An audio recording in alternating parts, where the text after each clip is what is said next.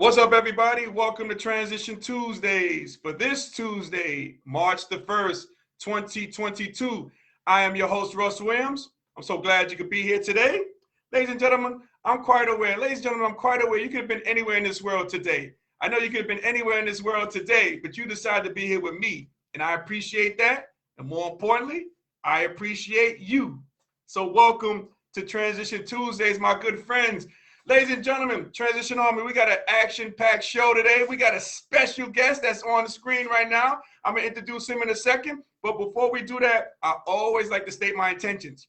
And my intention is to give you the opportunity to laugh, smile, think, and engage in honest conversations about your life's transitions. That's what we do here today. And speaking of honest conversations, I have my special guest, and I'm going to bring this young man in the correct way, man, because this guy is one of the gods here. I got to bring him in the right way. So listen, ladies and gentlemen, my special guest was born and raised on the rough streets of Harlem, USA, where he used his desire to succeed and his skill on the basketball hardwood to become one of the elite prep players in the nation. Now, this young man, my special guest, was a McDonald's All-American. He was courted by many national renowned programs, but decided to go south and play for another New Yorker, Coach Jimmy Valvano at NC State. My special guest was a member of the 1983 Wolfpack National Championship squad, and he played in 2 Elite Eights too. This guy had major ball. After graduating, my guest played professional basketball briefly before moving back to New York to begin a long and successful career in sales. And in 2006, my guest moved back to Raleigh, where he lives with his wife, Annabella, and his children, Ernest and Emerson. So ladies and gentlemen, Transition Army, please help me welcome Mr. Ernie Myers to Transition Tuesdays. Hold on, Ernie, I gotta play some music. Hold on, I gotta get this. Hold on, man. Just bear with me, man. My skills are kind of poor in terms of, man, DJing. I got to pull this up. Hold on 1 second, Ernie. 1 second. Here we go.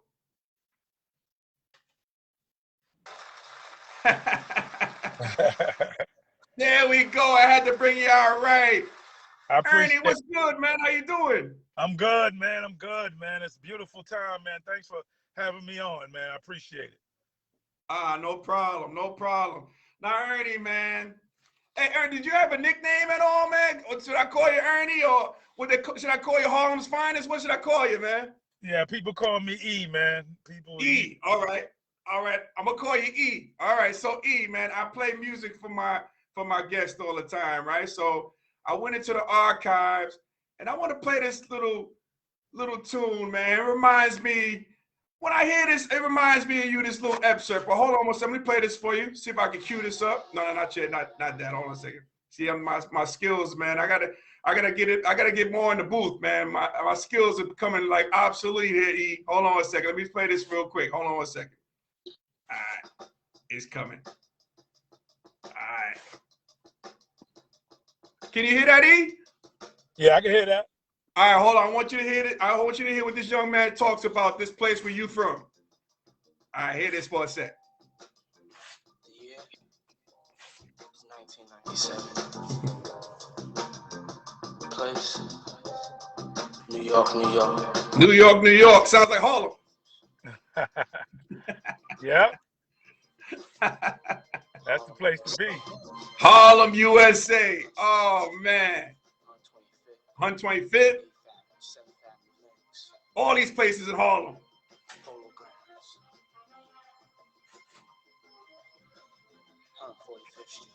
Let me stop it right there, E. Hold on. Let me stop it right there, man. Now, E, where you from originally in Harlem? What street? I grew up in East Harlem, man, on 105th. 105th and what? Between Park and Lexington. All right, man. I was born 104th in Columbus.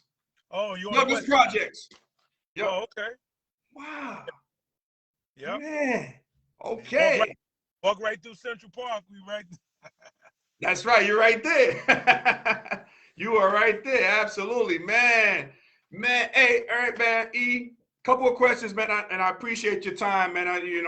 I know you're a busy guy, man, but I'm so glad I'm having you on this March the 1st because, like we talked about earlier, we got March Madness coming up, and I know this is near and dear to your heart every year. I would imagine when the NCAA tournament rolls around and the ACC championships and all that. So, we're going to talk a little bit about that. But before we begin, how are you and your family coping with COVID? As a society, in our society right now. How are you and your family doing? We're doing great, man. We got vaccinated, and we stayed and followed all the protocols that needed to be followed. And some of us still caught COVID, but it wasn't anything severe, and we're blessed to still be here. And beautiful thing. I didn't have any deaths in my family, thank God, in regards to COVID. Right. Yeah, that's good, man. That's always a blessing, no doubt about it, man. Hey, so man, now you started out playing in Harlem. How did you get started playing basketball? Like, how did you get introduced into the sport? I mean, just growing up in the hood, and that's what everybody played. And I was a young Knicks fan when I'm growing up in Harlem, watching the Knicks play when I was a kid, and fell in love with like Clyde, Frazier, and it was just it was just a love affair from the beginning, man. And just watching the older guys play and just going out there, and just saying, hey, this is something I want to be good at this. Did you have that one guy you mentioned, Clyde Frazier, but was it like another guy you tried to pattern your game after when you were growing up, playing in high school and in college? Was it like the one guy that you kind of patterned your game after? Yeah, I mean, you take things from great players or what have you, that you watch play. David Thompson was a big influence, and like I said, Clyde Frazier, Earl Monroe, all those guys. You just watch them and you take things from them, and those were some of the guys that I, kind of patterned my game after, or tried to anyway. When do you think was the time in which you fell in love with basketball? You was like, man, this is it for me. From day one. I mean, I just, you get street cred from playing basketball in Harlem. Yep. It's the game. It's a city game, and I fell in love with it like a lot of young players growing up in the city. Blacktop, all that kind of stuff. It was a great time. Yes, absolutely. Now I gotta ask you, E, how does a kid from Harlem not go to Rice or not go to Powell Memorial? See, I'm a kid from Queens, but I went to Powell Memorial with the school closed the year out. The last year was my freshman year, but I went to Powell Memorial. But how does a kid from Harlem not go to Rice or not go to Powell Memorial? How do you wind up at St. Nicholas of Thomaston? How does that happen? I was recruited by my high school coach. Okay. To play ball there. Bob Austin. He saw me play. I was playing with Riverside Church, and he asked me to play for the team. He asked me did I want to go to school, and I said, yeah, why not? I was in a public school. I went to IS 201, and it was a beautiful thing. It was a different journey. Right. So you wind up at talent time. So what? How did you guys do while you were in high school? How did you guys do? Do you remember some of your teammates? Some of the guys you played with?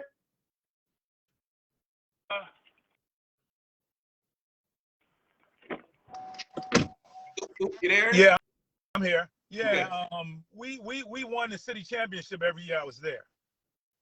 From my freshman year to my senior year, won 2 state championships. I had some good teammates: Darryl Johnston, Kevin House, John Johnson, who played who played for Virginia. Yeah. Gary Voice, who played for Notre Dame. Yep. We had a good ball club, man, and we were ranked number 2 in the nation when I was in high school. Wow. Man, that's a thrill, man. Oh man, I remember Johnny Johnson. I used to try to pattern my game after him. I loved him as the point guard. Yup, and Gary Boyce too. All these guys. But you were the big fish though, E. I know you're being modest. Being a McDonald's All-American. Talk to me about that, man. How did that process come about? Well, just working hard, man, and going to 5-star basketball camp, and playing against some of the best players in the country. I played against Michael Jordan. I played against Ernie Myers. I played against a lot of great high school basketball players and 5-star in there. The scouts saw me recruiting. Then I had a great high school season. I averaged 30 points a game, and chose me as being one of the top high school basketball players in the country, man. When I played, they call it the Dream Team. So, it was the Dream Team. And they put your picture in Ebony Magazine and Jet Magazine. And, you were the top 25 high school ball players in the country. So it was an honor, and it was a goal of mine to attain it. And I attained that goal. Yeah, man. Hey, E, do you remember like some of the players, the prominent players who was on that particular team, that Dream Team? Yeah. Johnny Dawkins, Brad Daugherty, Wayman Tisdale. Wow. It's some great players, man. Man. Buck Johnson, Dell Curry. Woo. Daryl Curry, Stephen Curry's father. It's a lot, man. It's a whole lot. Man, oh man. Do you remember where was that game played that year? You remember where? Chicago. Chicago, okay. Oh yeah. Man. Wow. So how'd you do? How'd you fare in that game? Did you get your normal 30? I did well in that game. I scored 12 points. Okay. We won the game. The East. We won the game. Johnny Dawkins was on that team as well. Mm-hmm. And it was a great environment. Man, that is a thrill. Hey, so let's talk about the recruiting process for you, Ernie. So I know you were like one of the prominent players, McDonald's All-American.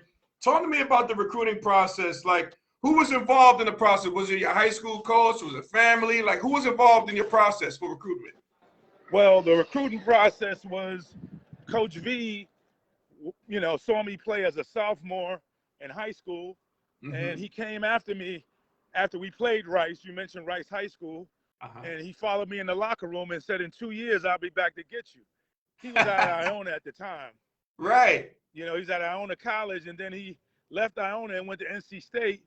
And he told me, he said, remember I followed you in the locker room? And I said, yeah. He said, I'm back. I knew before anybody, and that impressed me.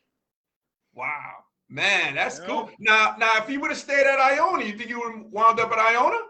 No, I wouldn't. I don't think I wanted to leave New York. Right. Okay. That's why I didn't play for St. John's or, any of the local New York teams. I wanted to get out of New York City. Right.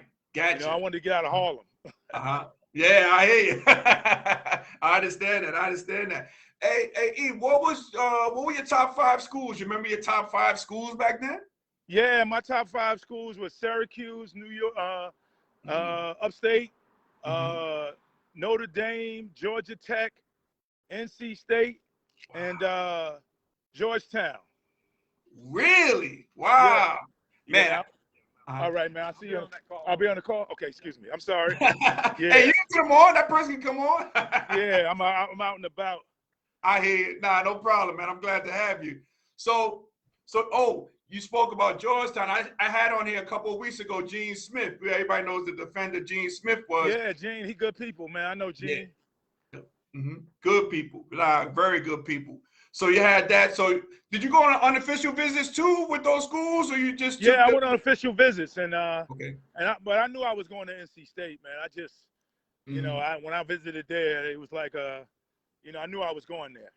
Really? Okay. Yeah. So they did it up for you. Yep. It's beautiful. Wow. The teammates, and they were going to be ranked the next year, and I just felt like that was a school for me. Mm-hmm. Right. Getting out of New York too, right? That helped out, I would imagine. Right. Yep. Okay. Gotcha. So was Coach V, was he the deciding factor why you went to NC State, or your visits, or like, okay? Yes, he was the deciding factor. And I have family down here in the South as well. Mm-hmm. But he was the deciding factor. Mm-hmm. You go into a school, you want to make sure your coach wants you. Mm-hmm. That's true. Yeah. And you know what, too? I'll give you a lot of credit, man, because a lot of players of today and probably a lot of players of the past, it seemed like you did your homework because you know that those two guards was going to be in front of you. They were seniors, right? So, Right. but after they leave, the show is yours, you know what I mean? But I think a lot of times these kids don't do the research, you know, who's playing in front of them, you know, what have you. Are you going to get a chance to perform and play? You know, some kids just have this, you know, these dreams of like, oh, I'm going to just come on, step on campus and do my thing. But it looks like you did the research on that, right, before you signed. Oh, yeah, absolutely, man. And I didn't – the coach told me, he said, I don't care who we have. If you show me you can play, I'm going to play you. Mm. And I came down my first year, and we won the national championship, and I averaged double figures on that team. Yep. So, I mean, it was, you know, I wasn't scared to play. Right. Absolutely. That's that Harlemness in you. Yeah, you know, absolutely. That Harlem swag. Yeah. Absolutely, man. So talk to me about Coach V, man, Jimmy Valvano, man, because, you know, great coach, you know, inspiring guy. You know, I'm going to talk about the 30 for 30 surviving advance. I'm going to talk about that in a minute. But talk to me about Coach V. Can you hold on 1 second? Yeah, sure. 1 second. I got to Absolutely. get something out of here real quick. Excuse me. Oh, yeah, sure. Go ahead. Hold on 1 second. Mm-hmm. No problem. No problem. So, ladies and gentlemen, if you're just joining us, I got my guy Ernie Myers here. We got this guy's a basketball icon for NC State. He's a Harlem icon as well. You know, he's blessing us with his time today. You called me. I forgot I had this dinner to go to, but I'm good. I'm good now. All right. Okay. Oh, so you just arrived just now? All right. I love it. I love it. And we can get those people on camera too, E, if you want that too. Yeah, they're gonna put this food in the box for me. Are you sitting? But I'm good. Are you sitting there eating, or you pick it up? I'm good. Let me see. Hold on 1 second. Okay, you good? All right. Yeah, sure. Huh?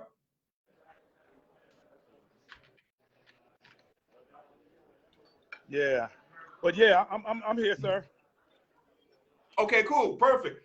Hey, so talk to me about Coach V, man. What are some life lessons that Coach Valvano taught you personally? Yeah, he was a great person, man. He was a great motivator. As you saw him on TV, he was, you know, a very funny guy. You know, he treated you like a man. He was a great coach, you know. But you had to, if you didn't come to play, he'd find somebody else to take your spot. Right. Yeah, that's right. Absolutely. Yep. You had to show up and play. Absolutely. Hey, so E, man, he was a good man. He treated you like a man, and I loved him as a coach. Yeah, that's great stuff. Hey, so Ernie, man, one of my favorite 30 for 30 docs on ESPN is Survive in Advance. Thank you. You know, Survive in Advance is one of my favorites. You know, when I used to coach, you know, we plugged that in, a lot of motivation, you know, a lot of tears, you know, a lot of good stuff what that doc did for people and everything. You know, Ernie, the question I have for you is, you know, you're part of movie history. So did you think that would be the case? Like once you were filming, did you realize this Surviving Advance was going to be that big? Because that's like one of the classic, like kind of like sports movies, you know? Yeah. It was a great documentary that we did. And I love doing it. I didn't think it would be what it is today. Right. You know, ESPN did a good job with it. But that 30 for 30 was a beautiful, you know, thing we did. Yeah. You know, we sat around a table and we talked and we, you know, and it won an Emmy. Yeah. Yep. You know, so I didn't think it would turn into what it turned into, like you said. Yeah. But I thank God that it did. Because every time the tournament comes around, they play it all the time. Absolutely. Yeah, man. Yep. And I always know the outcome. We always know the outcome, but nah, you still tear up. You still cheer for you guys, you know, and we know the outcome. We know what happened, you know. That's the great thing about it, about the doc as well. Ooh, you there, Ernie? Oh, can't hear you. I think you hit the mute button, Ernie. I can't hear you. There you go. Perfect. Can you hear me now? Yeah. Okay, cool. All right. So you enjoyed your time doing that on the dock, okay? That is great stuff, man. Great stuff. So Yeah, I enjoyed myself, man. It was a beautiful time. mhm. We our team is a great team. We stick together. Yeah. You know, we loved each other, man, and that's what y'all saw on that 30 for 30. Definitely, definitely. Do you guys still get together like you had that little reunion around the dinner table? Do you guys still Yeah, do that? we do that every year, man. Oh man, We that do is that every cool. year. Okay, so is that on camp? You'll do that around NC State, or you'll do that in North Carolina somewhere, or? Sometimes we do it in NC State. Yeah, definitely. We Okay. do it around here in Raleigh. Mm-hmm. And sometimes we travel with it. Mm-hmm. You know, Mm-hmm. we go on vacation with our families, and we do it together. Right, man. We also went to the White House. That's right. Yep. You know, with Obama when he was president. Oh, really? When Obama was Yeah. president? Wow. Okay. Yep. Oh, that's phenomenal, man. That is so cool, man. All these years, and that's a great thing. That's a testament to you guys, big time. Yeah, yeah, man. He invited us to the White House, and because we didn't go when we were in college. Really? You guys didn't go? No, we didn't go to the White House back then, man. They had NCAA had different rules and regulations, and we didn't go. So wow. Obama saw the 30 for 30. Really? Yep. Obama saw the 30 for 30. Oh, your video went out. Hold on one second. Somebody tried to call me. Okay. But, yeah, Obama saw the 30 for 30, and he heard that we hadn't been to the White House, and that 30 for 30 got us a White House visit. Wow, that is phenomenal, man. Wow. And you know what, E? Man. That is unbelievable. Hey, E, I was playing in a golf tournament many years ago, like a coaching tournament, and I saw your former teammate Derek Wittenberg, and I asked him, I said, Derek, man, I gotta ask you, man, was that a pass or a shot? And he always says, man, come on, man, you know that was a pass, but I know darn well that was a shot. We kid him about that all the time. That was an air ball, man. Yeah. Yeah, that was an air ball, man. And and my boy Lorenzo Charles grabbed it out of the sky and just dunked it at the last second, man. It was a beautiful. It was like in slow motion, man. It was just like if you watch the movie, where it was just slow motion, man.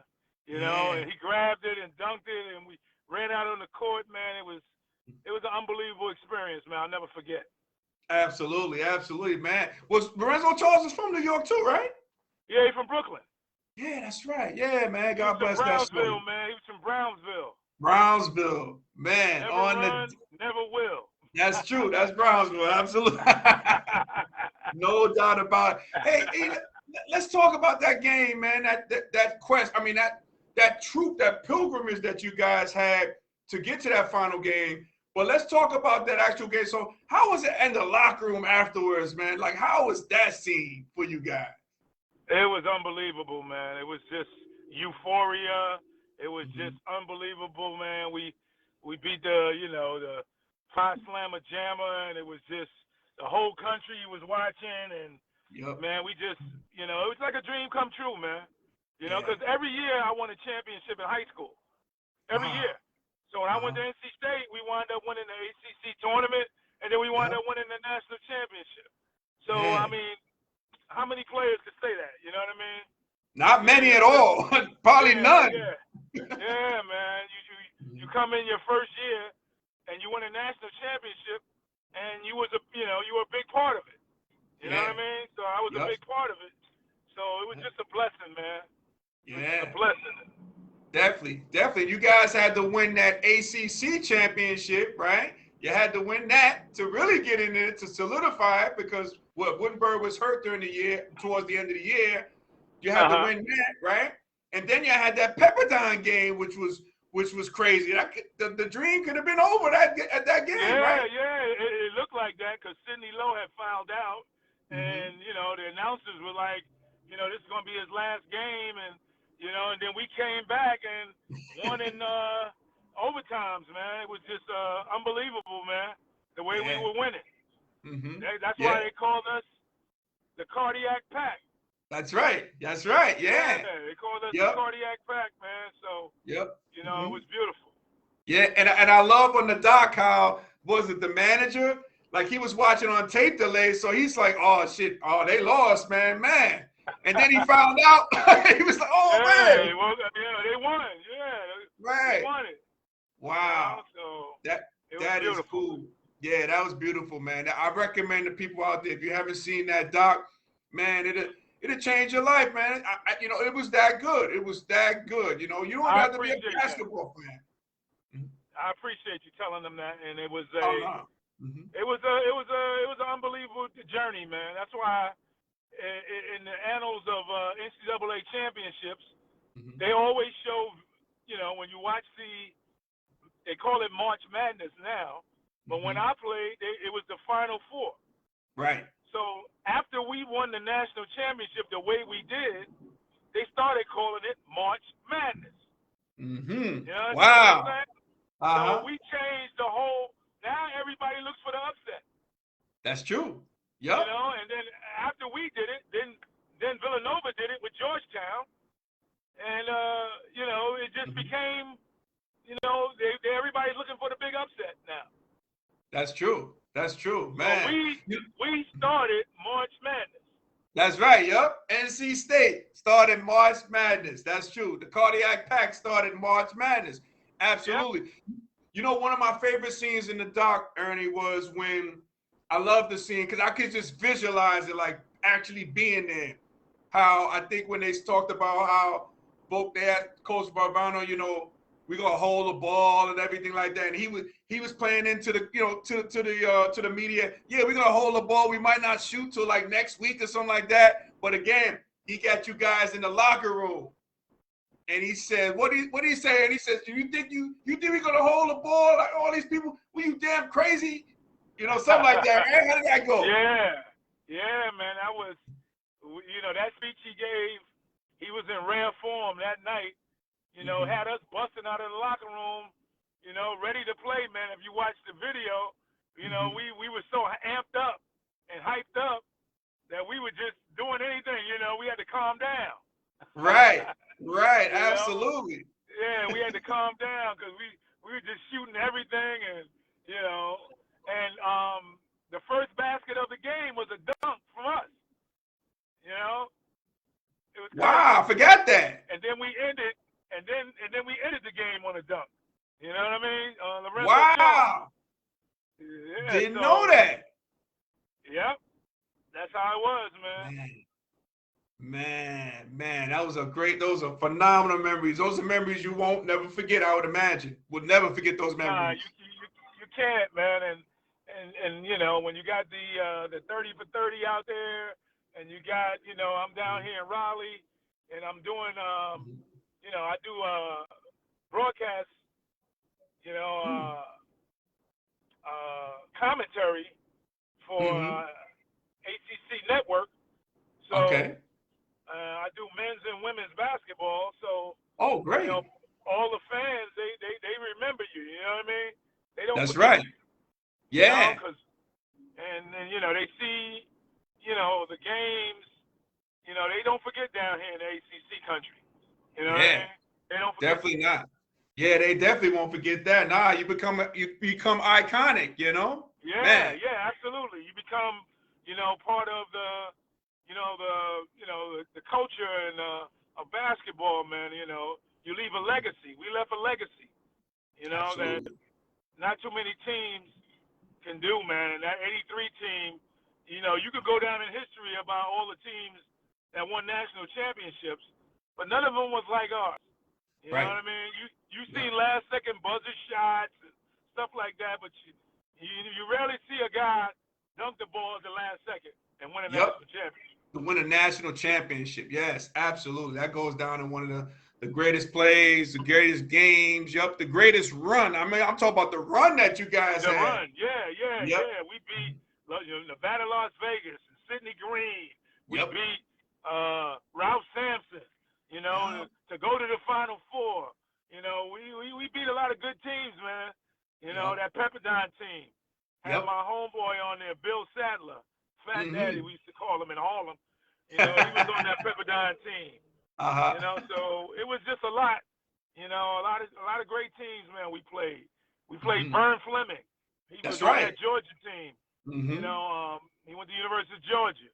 You know, and he was on that team. So, you know, just a lot of good memories, man. Yeah, yeah, and you know what people forget too, like the game before that semifinal game, the game before your game or after, I'm not really sure, but that Louisville game versus Houston, that was like one of the like greatest displays of athleticism, you know. And again, I would imagine the winner of that was going to play against you guys, and they probably was putting their guard down, but they didn't know about you guys' toughness, and you guys could play any regardless, but you just had that toughness about you too. So you know what I mean? That they didn't know what they were waiting for.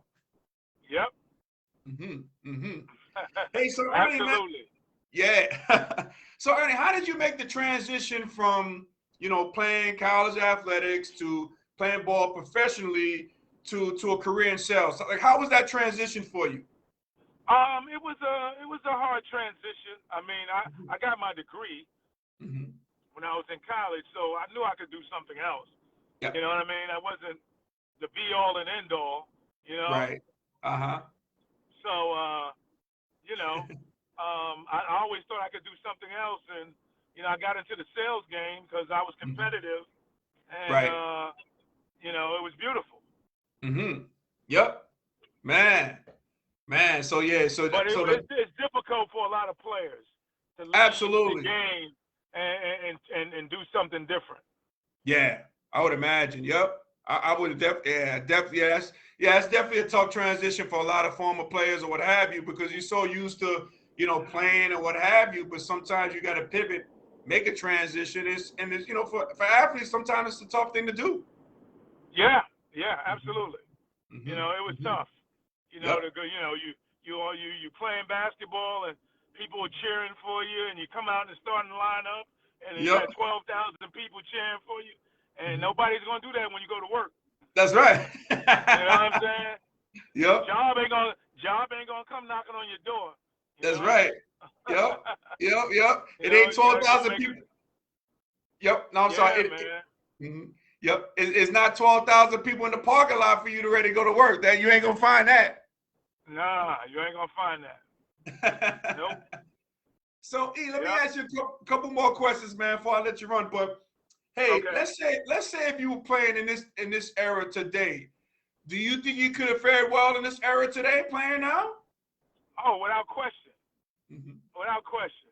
You know, the ain't nothing really changed. Right. You know what I mean? They still play with one basketball. The Yep. court is still 94 feet long, and the basket is still 10 feet 1 inches. Right. So, you know, they still play with 5 players. Yeah, I could play now. That's right. I think I could fare well. You know? Absolutely. Right. Man. Let me ask you another question, E. So, now we're in the era of the transfer portal, right? Right. So let's say if the transfer portal was back then when you played and you won the championship with NC State, do you think that next year would you put your name in the transfer portal to go somewhere else, or you would have finished your career out in NC State? It's hard to leave a team Yeah. or a school that you won a national championship with, Mm-hmm. and you played. So you Right. know, I averaged 11 points a game that year. You know Wow. what I Yeah, mean? that's right. Yep.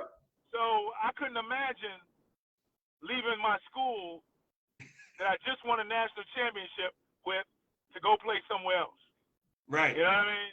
Right. You know that you know, and the way we won it. You know what Yeah. I'm saying? So Yep. with the excitement and being part of the cardiac pack, and you Mm-hmm. know, it's just so much going on, man. But that the transfer portal was crazy. I don't know if you know you could play. I know guys now that played at 4 different colleges. Yeah, I know, right? It's crazy. Yeah, it's crazy. I Yep. couldn't even imagine that back when I played. I know. 4 different colleges. You got this COVID era, so the kids are allowed to come back, and Yeah, yeah, play a but 5th year and all that. You yeah, know, yep, it's crazy. yeah. It is nuts. It is. It's changing college basketball. It's changing recruiting. Yeah, it changed the recruiting.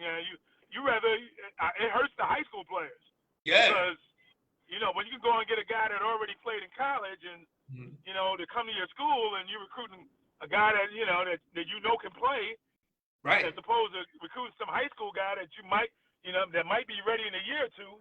You need to win right now. You got to get you a guy right now. That's true.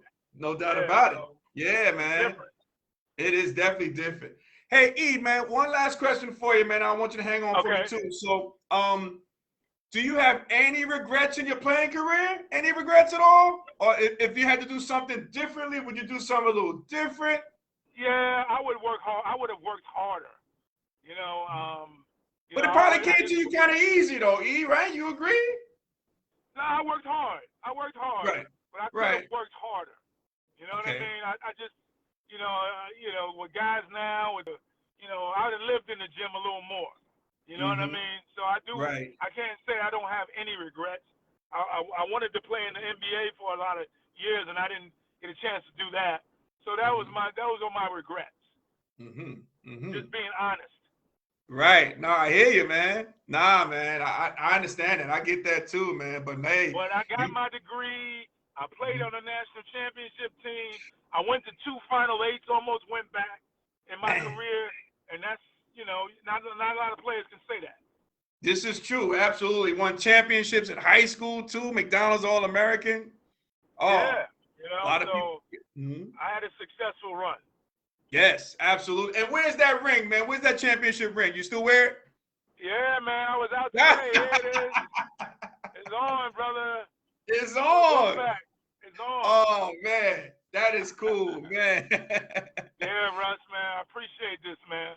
No problem. No problem. I'm glad you reached out, man. I had a great time, talking to you, man. You're bringing back so many great memories, man, and of Harlem and at NC State, and I really appreciate it, man. No problem. No problem. Hang tight for a second, E, man. I just wanted to talk to the people real quick. So, ladies and gentlemen, if we were able to make you laugh, smile, and think during this broadcast, my good friends, you have accomplished something major today. So celebrate your victory. Celebrate your victory. Okay, ladies and gentlemen?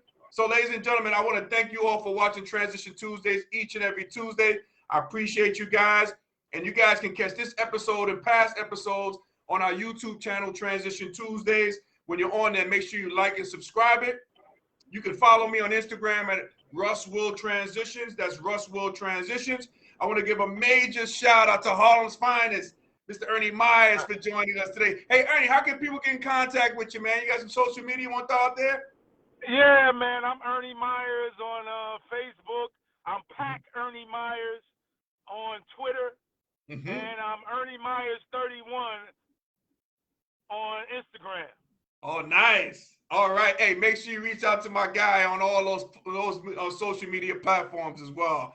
Hey, man, no problem, Ernie. And Ernie and guests who are on Transition Tuesdays, you're going to receive a candy gift pack, compliments of our sponsor, Sweet Candy Cafe, which is located in Lumberton, North Carolina. Not too far from you there, Ernie. No, I know where Lumberton is, yeah. Cool. Yeah. So Sweet Candy Cafe is the home of Southern sweetness. So after the show, ladies and gentlemen, after we're done here, I want you to go to sweetcandycafe.com and order your confectionery goodies. So that way you can be just like my man, Ernie Myers. I'm going to lace you with that, Ernie. I'm going to get your information. I'm going to get that to you, man, for being a guest. I appreciate you. Yeah, no problem, man. I appreciate you coming on, man. And ladies and gentlemen, you're welcome. You're welcome. Ladies and gentlemen, Transition Army, as we always say in parting, happy transitioning, and we'll speak to you soon. Take care, everybody. God bless. Thanks again, Ernie. All right, brother. Okay, be in touch. Take care.